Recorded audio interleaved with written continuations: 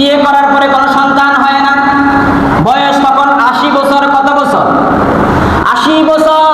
80 বছর পর্যন্ত ইব্রাহিম আলাইহিস সালাতু ওয়াস সালাম আল্লাহর দরবারে দোয়া করলেন, আয় আল্লাহ তাআলা, আমাকে একটা নেককার সন্তান, ধৈর্যশীল সন্তান আমাকে উপহার দাও। আল্লাহ পাকের দরবারে ইব্রাহিম আলাইহিস সালাতু ওয়াস সালাম বলতে লাগলেন, রব্বি হাবলি মিনাস সালিহিন ফাবাশশারনাহু বিগুলামিন হালিম। সুবহানাল্লাহ। আল্লাহ পাকের নিকটে ইব্রাহিম আলাইহিস সালাতু ওয়াস সালাম দোয়া করতে লাগলেন, রব্বি হাবলি মিনাস সালিহিন, আল্লাহ তাআলা একটা নেককার সন্তান তুমি আমাকে দান করো। কিছুদিন পরে আল্লাহ পাক সংবাদ দিলেন, ধৈর্যশীল একটা সন্তান আমি আল্লাহ রাব্বুল আলামিন তোমাকে দান করে দিলাম। বয়স তখন কত? কথা বলে না। বয়স কত? 80 বছর। 80 বছর পর্যন্ত সন্তান হয় না। তাকে দিয়ে আর একটা কি হয়ে গেল? পরীক্ষা হয়ে গেল। ইব্রাহিম আলাইহিস সালাতু ওয়াস সালামকে বললেন, ইব্রাহিম যাও খতনা করো। কি করো?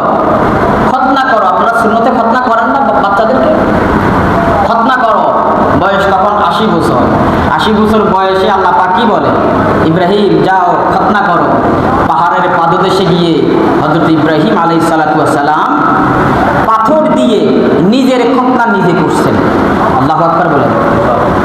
পৃথিবীতে প্রথম খতনার প্রচলন হযরত ইব্রাহিম আলাইহিস সালাতু ওয়াস সালাম থেকে শুরু হয়েছে। একটা প্রশ্ন যে বুঝলাম ইব্রাহিম আলাইহিস সালাতু ওয়াস সালামের খতনা তিনি নিজেই করছেন পাথর দিয়ে। কি দিয়ে? পাথর দিয়ে। কিন্তু মুহাম্মদ সাল্লাল্লাহু আলাইহি ওয়াসাল্লামের খতনা কে করছেন? বলতে পারে? মুহাম্মদ সাল্লাল্লাহু আলাইহি ওয়াসাল্লাম এমন একজন নবী, বেমিসাল বেনজির, কোন নবীদের সাথে যার কোনো তুলনা হয় না।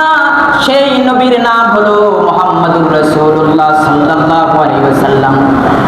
গোটা নবীর জগতে, গোটা নবী এবং রাসূলের মধ্যে আল্লাহ পাক যাকে সরদার বানালেন, কুল কায়নাতের যত নবী এসেছেন সকল নবীর উপরে যাকে সম্মানিত করেছেন তিনি হলেন আমাদের প্রাণের নবী সরকার দু আলম সাইয়্যিদুনা মুর্শিদুনা মুহাম্মদুর রাসূলুল্লাহ সাল্লাল্লাহু আলাইহি ওয়াসাল্লাম।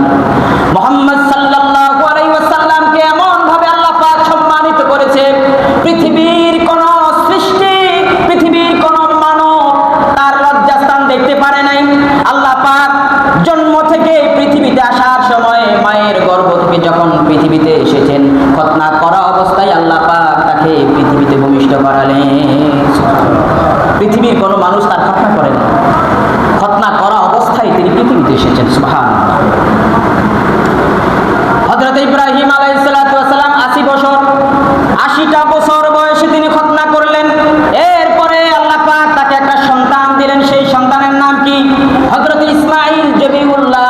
ইসমাঈল জবিউল্লাহকে আল্লাহ পাক দান করলেন 80 বছর বয়সে।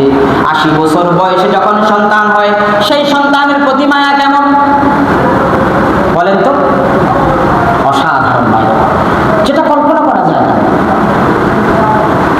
মানুষকে আল্লাহ পাক জ্ঞান দিয়েছেন, বুদ্ধি দিয়েছেন, চিন্তা শক্তি মানুষের আছে, কিন্তু এমনও বহু প্রাণী আছে যেই প্রাণী কথা বলতে পারে না, চিন্তা শক্তি নাই, চিন্তা শক্তি তাকে আল্লাহ পাক দেয় নাই, বোধ শক্তি আল্লাহ পাক তাকে দেয় নাই, কিন্তু অন্তরে তাদেরকে আল্লাহ পাক মায়া দিয়েছে, অন্তরে সন্তানের প্রতি ভালোবাসা দিয়েছে।